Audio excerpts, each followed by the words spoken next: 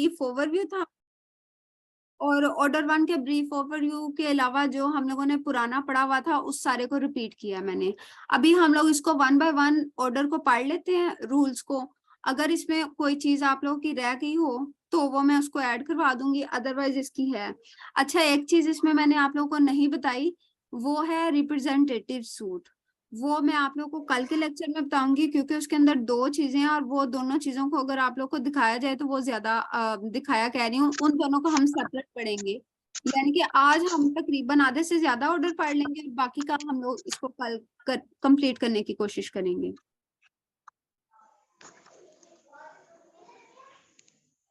अच्छा, parties to suit order 1 who may be joined as plaintiff. ठीक है, plaintiff वो वाला शख्स जिसका कोई ना कोई राइट मौजूद है कानून में और उसको इन्फ्रिंज किया गया है। ठीक है, अगर तो कोई शख्स है और उसका कोई मोरल राइट इन्फ्रिंज हो गया है और उसकी इन्फ्रिंजमेंट को कभी भी किसी भी लॉ के तहत रिकॉग्नाइज नहीं किया गया, तो फिर वो शख्स उसके हवाले से ना कभी भी सूट कोर्ट में नहीं ला सकता। और अब ये रूल 1 क्या कह रहा है? रूल 1 ये कह रहा है कि कितने लोग या कौन कौन से लोग जो हैं वो प्लेंटिफ होंगे, और जब वो प्लेंटिफ होंगे तो फिर वो किस तरीके से ज्वाइन करके एक ही सूट का हिस्सा बन के आ सकते हैं। क्यों ये किया गया? क्योंकि हो सकता है कि एक ही प्रॉपर्टी के लिए कोई 5 से 6 लोग प्लेंटिफ के तौर पे कोर्ट में आना चाह रही हूँ।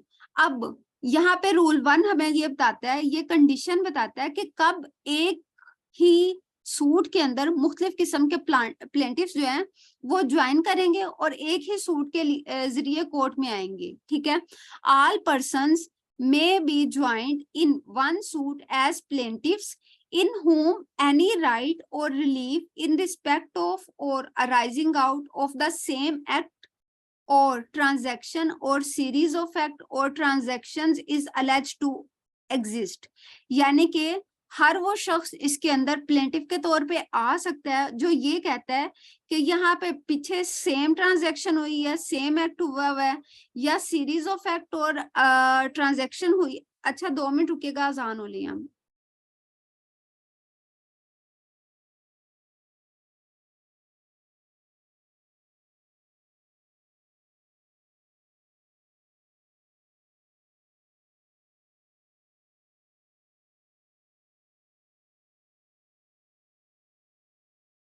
अच्छा, हम लोग यहाँ पे ऑर्डर 1 का रूल 1 पढ़ रहे थे, उसके अंदर हम लोगों ने ये देखा था कि कौन कौन शख्स जो है वो बतौर प्लेंटिफ ज्वाइन हो सकता है। इसमें हम लोगों ने ना सिर्फ एक चीज को आप लोग याद रखें कि हर वो शख्स जिसका कोई ना कोई राइट टू रिलीफ मौजूद है, और वो राइट टू रिलीफ कहाँ से हासिल हुआ है, उसको किसी ना किसी एक्ट की वजह से, किसी ट्रांजेक्शन की वजह से, या सीरीज ऑफ एक्ट या सीरीज ऑफ ट्रांजेक्शन की वजह से, जो कि वो ये कहता है कि ये जो राइट है ना ये मेरा एग्जिस्ट कर रहा है।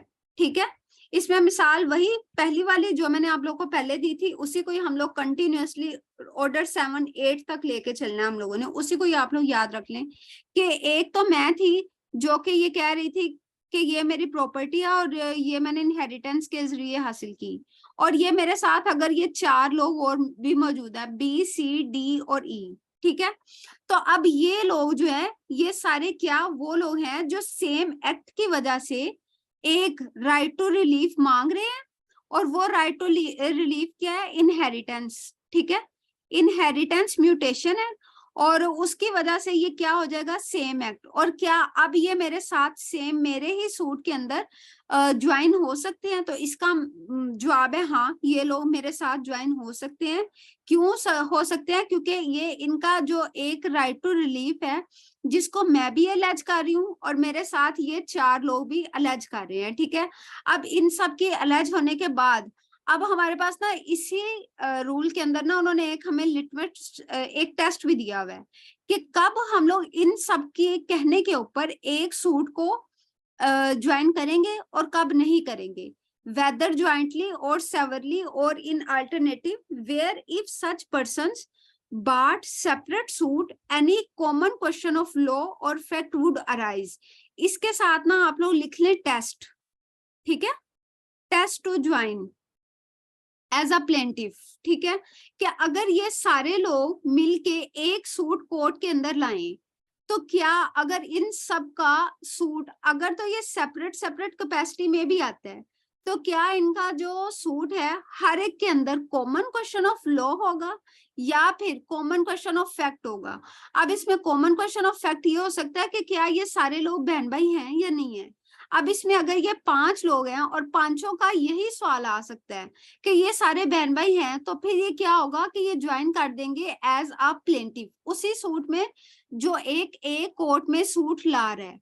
अगर इनका कोई भी कॉमन क्वेश्चन अराइज नहीं होता, फिर ये ज्वाइन एज प्लेंटिफ नहीं कर सकते। ठीक है, अगर हम लोग यहाँ पे ऑर्डर 1 को देखें और उसके रूल 1 को देखें, ये बात कर रहे हैं प्लेंटिफ के ज्वाइंडर की। लेकिन अब अगर हम लोग रूल 3 की तरफ आए ना, तो यहाँ पे ये बात कर रहे हैं कि कब डिफेंडेंट्स जो हैं वो ज्वाइन कर सकते हैं एज अ डिफेंडेंट एक ही सूट में। तो इसका भी एग्जैक्टली वही सारी बात है। All persons may be joined as defendants against whom any right to relief in respect of or arising out of same act or transaction or series of acts of transaction is alleged to exist whether jointly, severally or in alternative। यानी कि अगर वो वाले सारे लोग जिनके खिलाफ कोई ना कोई राइट टू रिलीफ एग्जिस्ट कर रहा है किसी दूसरे शख्स की हक में, तो क्या अगर वो सारे लोग यानी कि ये जो बी हो, ये क्या हो रहा है, ये जो बी होगा ये वाला, 1 मिनट रुकिएगा, अजान हो रही है फिर से।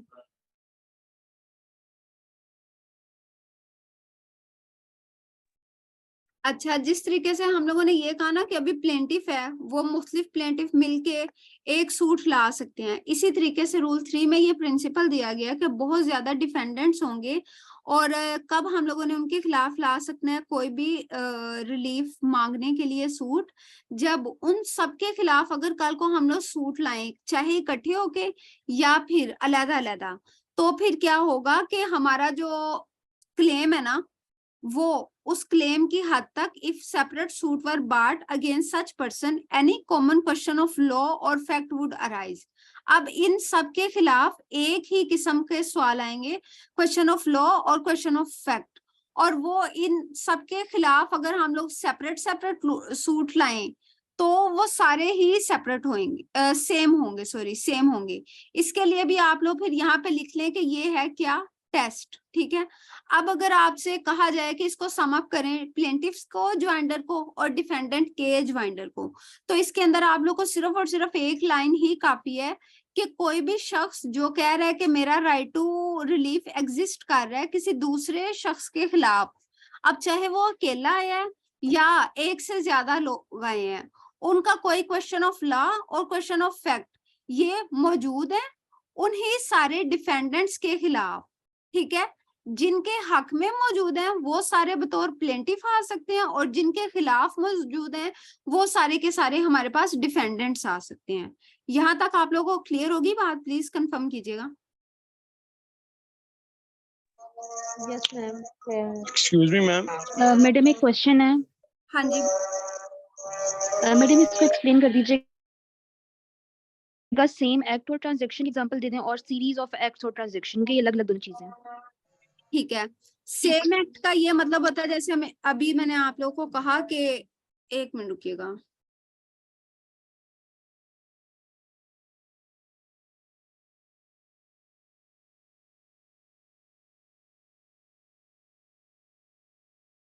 अच्छा इसके अंदर अभी किसी ने सवाल किया था ये सेम एक्ट और सीरीज ऑफ एक्ट की एग्जांपल दे दें। सेम एक्ट की एग्जांपल ये है कि अगर किसी के हक में कोई इनहेरिटेंस म्यूटेशन पास हुआ है, अब जब यानी कि विरासती इंतकाल, अब एक्ट तो एक ही हुआ है ना, यानी कि विरासती इंतकाल पास हुआ है।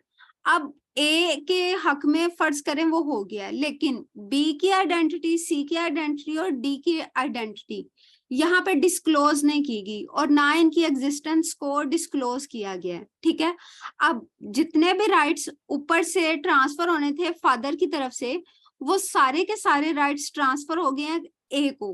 ठीक है, ये क्या कितने एक्ट हुए हैं? सिर्फ एक एक्ट। क्या एक्ट हुआ है? इनहेरिटेंस म्यूटेशन पास हुआ है, यानी कि विरासती इंतकाल। अब अगर कल को बी सूट लाता है, सी सूट लाता है और डी सूट लाता है, अगर तो ये तीनों सेपरेट सूट लाएंगे तो भी, और अगर ये तीनों मिलके एक सूट लाएंगे एक के खिलाफ तो भी। तो ये किस चीज को अलेज कर रहे हैं? ये सेम एक्ट को अलेज कर रहे हैं, यानी कि क्या हुआ, एक एक्ट हुआ, ठीक है। लेकिन सीरीज ऑफ एक्ट में ये है कि अगर मैं हूं, मैं यहाँ पे लाहौर में बैठी हुई हूँ, मेरी एक एजेंट है जो कि कराची में बैठी हुई है, अरे कराची बहुत दूर हो गया, फैसलाबाद कर लें, फैसलाबाद में एक मेरी एजेंट है वो बैठी हुई है। अब मैं यहाँ से ट्रांसपोर्ट करती हूँ चावल और वहां पे उसे कहती हूँ कि भाई तुम आगे डिस्ट्रीब्यूटर को दो, जिसको मर्जी दो, बेचो, जो मर्जी करो, लेकिन मुझे मेरे पैसे चाहिए। और मैं उसको एक बार ये चीजें नहीं बेचती, मैं पहली कंसाइनमेंट भी उसको बेचती हूँ, फिर दूसरी बेचती हूँ और तीसरी बेचती हूँ। अब ये एजेंट को तो मैंने एक बार ही किया था ना अपॉइंट, और इसकी मैंने फर्दर रेवोकेशन भी नहीं की ना, यानी कि उसकी अथॉरिटी को मैंने रिवोक नहीं किया कि आगे से तुमने मेरे खिलाफ मेरे एजेंट के तौर पे ना काम नहीं करना, ठीक है। अब जो मैंने एक बार उसको भेजा, फिर उसी की फर्दरेंस में उसको मैंने दूसरी बार चावल भेजे, फिर मैंने तीसरी बार चावल भेजे। अब मैंने पैसे जो रिकवर करने हैं वो इसको इन तीनों बारों के करने हैं ना, तो ये चीज हो जाएगी सीरीज ऑफ एक्ट। यहाँ पे जिनका सवाल था वो समझ आई है उनको?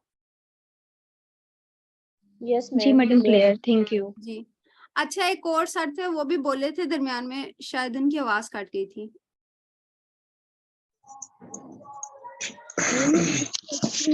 जी मैम, मैंने क्वेश्चन था मेरा एक। जी सर। इसमें है ना कि if such persons brought separate suits, अगर वो सेपरेट सूट्स लाते हैं तो उसमें जब कोर्ट ने देखना है कि इनमें यानी common question of law or fact जो उनसे राइज होते हैं, जी जी। तो उसके लिए फिर कोर्ट इनको सूट्स को कंसोलिडेट करेगी। अगर ये सारे Order- एक ही कोर्ट में मौजूद है ना तो कंसोलिडेट करेगी, लेकिन अगर वो एक कोर्ट में मौजूद नहीं है, यानी कि अगर मैं लाहौर में बैठी हूँ, आप फैसलाबाद में बैठे हुए हैं, एक तीसरा बंदा बैठा हुआ है गुजरांवाला में, तो कंसोलिडेशन नहीं अगर हम होगी। देख लें, सॉरी, म्यूटेशन वाले केस में देख लें अगर दो, यानी कि हाँ अगर जी, जुरिस्डिक्शन सेम है, ज्यूरिसडिक्शन सेम है और कोर्ट को ये पता चल गया या पार्टीज ये चाह रही हैं, तो फिर कंसोलिडेशन ऑफ सूट की एप्लीकेशन देके ही इन सबको एक ही कोर्ट में करवाया जा सकता है। जी शुक्रिया। और किसी का कोई सवाल है? मैम ये अल्टरनेटिवली ये थोड़ा बता दें प्लीज, ये क्या है? अल्टरनेटिव या तो मुझे आप ये दे दें, क्या नाम लेते हैं, रिलीफ, या फिर ये वाला रिलीफ, यानी कि दो रिलीफ मांग रहे हैं, ठीक है, और उसमें ये कह रहे हैं यानी कि या तो मुझे आप पैसे दे दें या फिर आप मुझे मेरी प्रॉपर्टी दे दें, बस इतना सा फर्क है। अल्टरनेटिव, सॉरी सर, क्या कह रहे हैं आप? आवाज नहीं आया आपकी। यही अल्टरनेटिव का क्वेश्चन ही था, तो वो बस किसी और ने पूछ लिया, सेम था क्वेश्चन। जी ठीक है। अच्छा, अब आप लोगों ने ना एक चीज ये याद रखनी है कि जब एक प्लेंटिफ ने सूट लाया, अब उसके साथ कुछ और लोग मिल गए प्लेंटिफ्स, उन्होंने कर दिया ज्वाइंटर ऑफ प्लेंटिफ हो गए, यानी कि एक से ज्यादा प्लेंटिफ्स हो गए। अब वो सूट ले आए कोर्ट में, लेकिन क्या उनका सेपरेशन ऑफ ट्रायल हो सकता है? क्रिमिनल में तो हो जाता होता है, जब कोई बंदा एक अक्यूज्ड एब्सकॉन्ड कर जाए और बाकियों का चलता रहना, उन्होंने आगे उसको चलाना है, तो उसका सेपरेशन ऑफ ट्रायल हो जाता है। लेकिन सिविल में भी ये हो सकता है, ठीक है। उसके लिए रेलेवेंट प्रोविजन है ऑर्डर 1 रूल 2, इसको आप लोग हाईलाइट कर लें अपनी बुक के ऊपर, ठीक है। Power of court to order separate trial, यहाँ पे 1 में हम लोगों ने प्लेंटिफ के रिगार्डिंग ये पढ़ा था कि ज्वाइंडर ऑफ प्लेंटिफ्स हो सकती है। अब हम लोगों ने ये पढ़ना है कि क्या इनकी सेपरेशन ऑफ ट्रायल हो सकती है, और ये हमारे किसी भी इंटरव्यू के क्वेश्चन में आ सकता है। तो इसका जवाब है हाँ जी, हो सकती है। Where it appears to court that any joinder of plaintiffs may embarrass or delay the trial of suit, the court may put the plaintiffs to their election, यानी कि या तो कोर्ट है और उसको ये लग रहा है कि अगर हम लोग सब प्लेंटिफ को साथ लेके चलेंगे ना तो इससे डिले हो जाएगा ट्रायल को कंक्लूड करने के लिए। तो अब कोर्ट ने ना दो काम करने हैं, या तो कोर्ट ने प्लेंटिफ्स को ही ये ऑप्शन देना है कि भाई आप लोग इसको सूट को साथ लेके इकट्ठा चलाना चाहते हो, तो जब आप चलाओगे तो इसमें ना आपको 5 साल की डिले लग सकती है। क्यों? क्योंकि आप लोग 70 प्लेंटिफ हो, ठीक है। और order separate suits, separate trials or make such other order as may be expedient। इसमें अब वो 3 बातें टोटल कह रहा है कि या तो वो प्लेंटिफ्स को ऑप्शन दे देती है कि आप लोग इलेक्ट कर लो कि आप लोगों ने अपना सूट का ट्रायल जो है वो सेपरेट करवाना है या नहीं करवाना। दूसरी बात, कोर्ट खुद ही इसको काट सकता है, इसमें प्लेंटिफ्स के इलेक्शन का उसको देने की जरूरत नहीं है ऑप्शन, ठीक है। तीसरी ये बात है कि कोर्ट किसी भी तरीके से अपना कोई भी ऐसा ऑर्डर जो कि कोर्ट को ये लगता है कि इसका ट्रायल जो है ना कंक्लूड करने में मुझे ज्यादा आसानी रहेगी, वो ये ऑर्डर काट सकती है। अच्छा, अब इसकी मिसाल क्या होगी? इसकी मिसाल ये होगी कि अगर हमारे पास 3 प्लेंटिफ हैं और तीनों स्मूथली चल रहे हैं, उसके अंदर तो सेपरेशन ऑफ ट्रायल की जरूरत नहीं पड़ेगी। लेकिन अगर हमारे पास 10 प्लेंटिफ हैं और 10 प्लेंटिफ्स में से ना 9 प्लेंटिफ तो कोर्ट में हाजिर हो रहे हैं, लेकिन 10वें है वो ऑफ एंड ऑन, कभी आता है कभी नहीं आता, और वो ये कह देता है कि जी मतलब उसका कोई इतना रिलीफ मांगा हुआ जो है ना वो इतना एक ही हमारे पास डिफेंडेंट है, उसके खिलाफ ना कोई इतना है भी नहीं, तो फिर अब कोर्ट क्या करेगी? क्लियर नहीं है उसका ना स्टांस 10वें बंदे का, तो कोर्ट ये कह सकती है कि ये 9 बंदे तो एक्टिव हो रहे हैं, तो इनका मैं सेपरेट कर देता हूँ, और जो एक 10वां बंदा है ना उसका मैं सेपरेट कर देता हूँ। क्यों? क्योंकि उसका माइनर सा क्लेम है और बाकी 9 का वाकई है ऐसा, और वो एक्टिवली पार्टिसिपेट भी अपने ट्रायल में कर रहे हैं। अब make other such order as may be expedient, इसके लिए आप ऐसे मिसाल ले लें कि हमारे पास 70 लोग हैं और 70 में से ना 35 लोग जो है ना वो आ रहे हैं और 35 नहीं आ रहे, तो वो जो नहीं आ रहे ना, कोर्ट इसकी हद तक या तो ये कर सकता है कि क्या नाम लेते हैं ट्रायल में आगे प्रोसीड ना करे, या दूसरी ये जो सबसे एग्जांपल अच्छी है वो ये है कि वो डिसमिसल ऑफ ट्रायल कर सकता है, क्योंकि यहाँ पे उन्होंने वर्ड लिखा हुआ है कि make such other order as may be expedient, यानी कि अब यहाँ पे कोर्ट को बाउंड नहीं किया गया कि आपने सेपरेशन ऑफ ट्रायल ही करना है। अगर वो लोग नहीं आ रहे तो वहां पे डिसमिसल ऑफ सूट भी तो हो ही सकता है ना। यानी कि ये जो थर्ड हिस्सा है ना ये हमें ज्यादा पावर्स दे रहा है कोर्ट को डिस्क्रेशन यूज करने की, लेकिन जो ये 1 और 2 वाला हिस्सा है ना ये कोर्ट को लिमिट कर रहा है कि आप या सेपरेशन ऑफ ट्रायल खुद ब खुद कर दो, और या फिर ना प्लेंटिफ्स को ऑप्शन दे दो कि वो इलेक्शन के जरिए अपना कोई भी एक स्टांस चुन ले कि हमने 5 साल की डिले के साथ चलना है, या फिर हम लोगों ने अपने हिस्से का ट्रायल जो है वो 2 माह में खत्म कर लेना, बाकी जानते रहें मतलब जो डिले करते हैं वो होता रहे। सेम अब ये था प्लेंटिफ के लिए सेपरेशन ऑफ ट्रायल, लेकिन अब डिफेंडेंट के लिए ये है कि कोर्ट जो है वो किसी भी डिफेंडेंट के खिलाफ जजमेंट दे सकती है, चाहे वो एक से ज्यादा डिफेंडेंट्स हो या फिर एक ही डिफेंडेंट हो। जिस तरीके से प्लेंटिफ के लिए वो 2 के अंदर कर रहे हैं ना सेपरेशन ऑफ ट्रायल, इसी तरीके से डिफेंडेंट के लिए वो जजमेंट दे सकते हैं। अब हम इसको पढ़ लेते हैं, और इसका सवाल क्या आ सकता है हमारे पास इंटरव्यू टाइप में कि क्या नाम लेते हैं, क्या कोर्ट अगर पीछे से एक ट्रायल वगैरह चल रहा है, सूट चल रहा है, तो किसी एक डिफेंडेंट के खिलाफ जजमेंट दे सकती है? तो इसका आंसर है हाँ जी दे सकती है। क्या एक से ज्यादा के खिलाफ जजमेंट दे सकती है जबकि बाकी का भी पेंडिंग है, उनके खिलाफ अभी जजमेंट नहीं आई? तो हाँ जी दे सकती है। किसकी वजह से? रूल 4 की वजह से, ऑर्डर 1 रूल 4 की वजह से। कोर्ट में गिव जजमेंट फॉर और अगेंस्ट 1 और more of the joint parties, यानी कि कोर्ट या तो एक या एक से ज्यादा डिफेंडेंट के खिलाफ या फिर पार्टीज का मतलब है कि अगर हमारे पास ये है ना एक प्लेंटिफ एक डिफेंडेंट और इसी के साथ प्लेंटिफ 2 प्लेंटिफ 3 प्लेंटिफ 4, और डिफेंडेंट के अंदर हमारे पास है प्लेंटिफ 5 प्लेंटिफ 6 प्लेंटिफ 7 प्लेंटिफ 8, तो कोर्ट इसमें से किसी भी शख्स के लिए कोई भी करके उसकी हद तक केस खत्म करके उसके लिए सेपरेशन ऑफ जजमेंट कर सकती है, ठीक है, या फिर किसी एक डिफेंडेंट के हक के खिलाफ भी जजमेंट दे सकती है, और बाकी लोग पेंडिंग ही रहेंगे जैसे जैसे उनका ट्रायल आता जाएगा करीब करीब या खत्म होता जाएगा। वैसे ये इन्होंने बहुत ज्यादा हमें पावर दे दी हुई है एज अ जज कि आप इसको सेपरेशन कर सकते हो, लेकिन प्रैक्टिकली ऐसा मैंने कभी भी नहीं देखा। अगर आप लोगों में से किसी बंदे ने देखा हुआ हो तो प्लीज शेयर कीजिएगा हमारे साथ कि कभी किसी कोर्ट ने जजमेंट दे दी हुई सब में से किसी ना किसी एक या 2 पार्टीज के हक में या खिलाफ, ठीक है। जजमेंट में be given without any amendment for such 1 or more of the plaintiffs as may be found to be entitled to relief or for such relief as he or they may be entitled, यानी कि ये किसी भी party है ना यहाँ पे word. अच्छा मैंने पहले ना आप लोगों को रेफर कर दिया था डिफेंडेंट को, तो वहां पे खाली डिफेंडेंट नहीं है, वहां पे वर्ड आप लोग ना पार्टी कर लीजिएगा, ठीक है। किसी भी पार्टी के हक में कोर्ट दे सकते हैं, क्यों? क्योंकि हम लोगों ने पार्टी में क्या पढ़ा, पार्टीज टू सूट के अंदर किस किस को हम लोगों ने पढ़ा, हम लोगों ने प्लेंटिफ को पढ़ा है और हम लोगों ने पढ़ा है डिफेंडेंट को। तो जहाँ पे पार्टीज का वर्ड आएगा ना वहां पे ये दोनों चीजें आएंगी, वो मेरे माइंड से स्किप हो गया था जरा पहले। और against such one or more of the defendants as may be found to be liable according to their respective liabilities. अब कोर्ट क्या कर सकता है, या तो वो किसी भी प्लेंटिफ के लिए कह सकता है कि जी ये ए प्लेंटिफ है और इसकी हद तक ये इतनी जजमेंट बनती है और इसको जजमेंट देके वो सेपरेट कर देगा, या फिर वो ये कह सकता है कि ये बी डिफेंडेंट है और ये इतना लायबल है और इसकी हद तक इतनी जजमेंट कोर्ट दे सकता है, ठीक है। और इसमें ऐसा भी हो सकता है कि हमारे पास अगर 8 प्लेंटिफ्स और डिफेंडेंट है, उसमें 6 को मिल जाए जजमेंट और डिक्री और बाकी 2 का ट्रायल ना अभी चलता रहे।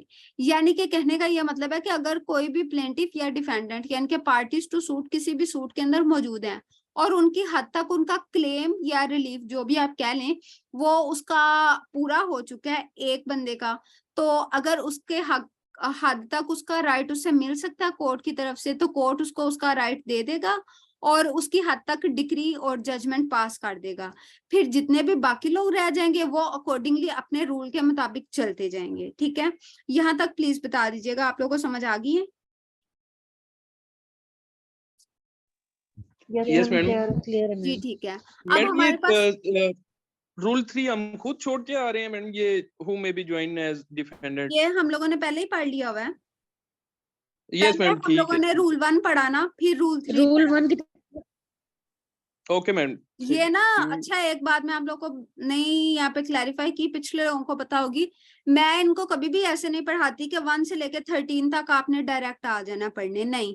इसमें से जितने जितने रूल्स हमारे मिलते मिलते होंगे ना हम लोगों ने उनको साथ साथ मिला मिला के पढ़ना, ताकि हमें फर्दर जाके कंफ्यूजन ना हो और हमारे कॉन्सेप्ट्स की क्लैरिटी होती जाए। मेरा बेसिक मकसद ये है कि मैं आप लोगों को सीपीसी के कॉन्सेप्ट इतने क्लियर करवा दूं कि आपके सामने कोई प्रोपोजिशन आई या किसी इंटरव्यू या फिर किसी भी पेपर में आप लोग बैठे हो तो आप प्रोपोजिशन बेस उस चीज को हल कर सके। प्रैक्टिकली तो जितने भी मतलब एडवोकेट्स हैं वो प्रैक्टिस कर रहे हैं, उन लोगों को तो इसकी जरूरत नहीं है, लेकिन जो लोग मतलब प्रैक्टिस नहीं कर रहे ये ज्यादा उनके लिए बेनिफिशियल होगा, क्योंकि कुछ चीजें ऐसी होती हैं जो हम लोग प्रैक्टिस में सीख लेते हैं लेकिन किताबों में पढ़ लेते हैं, लेकिन उनको ना दोनों को इकट्ठा नहीं कर पाते। और कुछ चीजें ऐसी होती हैं जो अगर हम लोग सिर्फ पढ़ लेना तो हमारा गुजारा हो जाता है पेपर या इंटरव्यू की हद तक। तो ये सारी वो चीजें ही हैं कि हमारा गुजारा हो जाएगा अगर हम लोगों ने प्रैक्टिस नहीं की हुई, लेकिन अगर आप लोगों ने प्रैक्टिस की हुई है तो वेल एंड गुड, और अगर आप लोगों ने नहीं की तो दिल मत छोटा कीजिएगा, आप लोगों को यहाँ पे सब लोग क्लियर करवाते जाएंगे साथ साथ। लेकिन ये है कि जब आप लोग अपने जुडिशरी की फर्स्ट अटेम्प्ट दे लेंगे या जिनकी जो भी अटेम्प्ट है वो दे लेंगे पेपर्स, तो उसके बाद कोई 2-3 माह जरूर लगाइएगा प्रैक्टिस के अंदर, ठीक है। वो आप लोग को मजीद पॉलिश करेगा। अच्छा अब हमारे पास आ जाता है rule 5, defendant need not to be interested in all the relief claimed. अब अगर हम रूल 5 को रूल 4 के साथ मिला के पढ़ें तो 4 में क्या था कि किसी भी एक डिफेंडेंट के खिलाफ कोई जजमेंट आ सकती है, तो ये उसी को ही ना फर्दर इनहेंस कर रहा है और यहाँ पे क्लैरिफाई कर रहा है कि डिफेंडेंट को हर एक रिलीफ का जवाब वगैरह देने की जरूरत नहीं है, उसके खिलाफ सारा सूट आने की जरूरत नहीं है। क्यों? क्योंकि हो सकता है कि अगर 4 बंदे हैं और 4 में से 3 के खिलाफ मुझे 100 रुपया लेना है और चौथे के खिलाफ 10 रुपए लेने हैं, तो कोर्ट ने अगर 10 रुपए की डिक्री पहले पास कर दिया तो अब उसने वो बाकी के 3 लोगों के साथ 100 रुपए की रिकवरी के लिए नहीं रहना। मेरे 10 रुपए की डिक्री आ गई है, मैं जाके उसकी रिकवरी कर लूंगी, ठीक है। और अगर मेरे खिलाफ जो है वो प्लेंटिफ्स आए हैं 5 और 5 में से 4 लोगों को मेरे से कोई मसला है, तो वो 4 लोग आएंगे और मेरे से साथ मसला हल करेंगे। लेकिन अगर वो ये कह दें कि मेरे साथ साथ वो किसी और बंदे को भी साथ अटैच कर लें, जैसे यहाँ पे सुंबल है वो उनको अटैच कर दें, तो हो सकता है उन चारों को सुंबल की हद तक ना कोई भी किस्म का किसी भी किस्म का कोई रिलीफ नहीं चाहिए, लेकिन उन चारों के साथ बाय वर्चू ऑफ रूल 1 कोई अगर एक बंदा जो है वो आके अटैच हो गया और उसने joinder of plaintiff joinder of suit किया एज रूल 1 के तहत प्लेंटिफ के लिए। क्यों? क्योंकि उसका कोई कॉमन क्वेश्चन ऑफ लॉ आता था, तो उसकी जो डिक्री होगी, उसकी जो जजमेंट होगी, वो रूल 5 के तहत सुंबल की हद तक सिर्फ और सिर्फ एक वो बंदा जिसकी सुंबल के खिलाफ है रिलीफ, वो वहां तक होगी। ठीक है।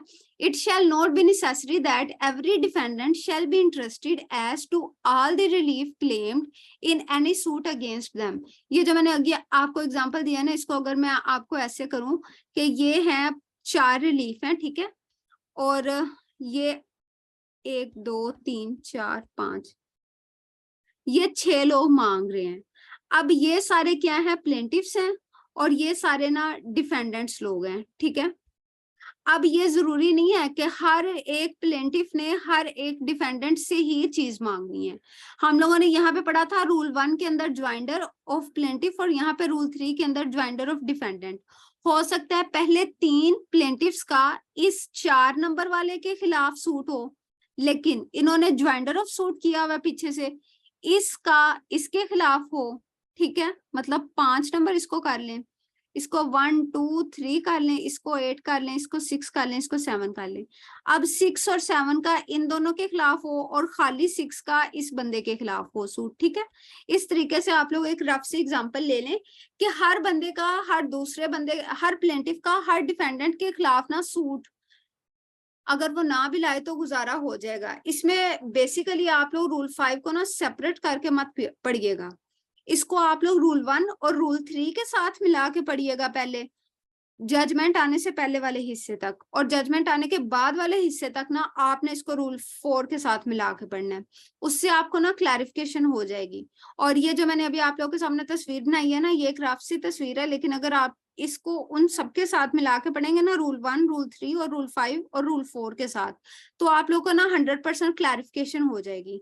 अगर कोई फर्स्ट टाइम पढ़ रहा है तो आप लोग बस इसको नोट कर लें, नेक्स्ट आप लोग जब पढ़ेंगे तो इसको रिवाइज कर लीजिएगा, आपको इंशाल्लाह क्लियर हो जाएगा।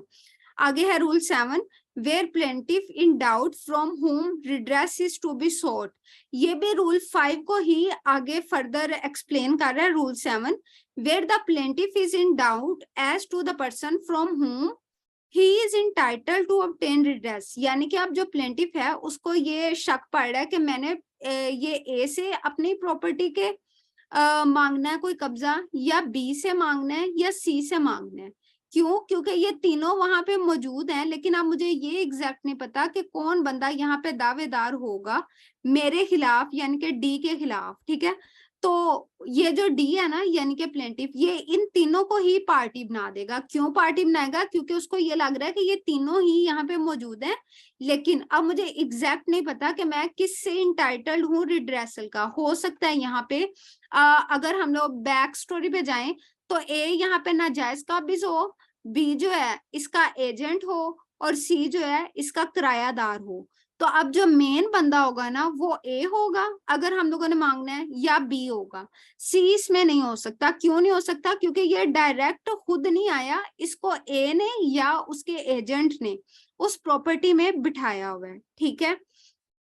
अब अगर मैंने और मुझे ये नहीं पता कि अब इनके रियल स्टेटस क्या है, तो फिर मैं इसको ए को, बी को और सी को, तीनों को पार्टी बनाऊंगी, और कोर्ट को ये कहूंगी कि आप ये डिसाइड करें कि किस बंदे ने मुझे मेरी प्रॉपर्टी वापस करनी है। ही में ज्वाइन 2 और more defendants in order to the question as to which of the defendant is liable. यानी कि कोर्ट ने खुद ही डिसाइड करना है कि कौन सा बंदा है वो लायबल है वाकई यहाँ पे इलीगल ऑक्यूपाई करने का, और टू व्हाट एक्सटेंट, और किस एक्सटेंट तक है। क्योंकि ए असल है वहां पे आया हुआ बंदा, बी उसका एजेंट है, सी किरायादार है।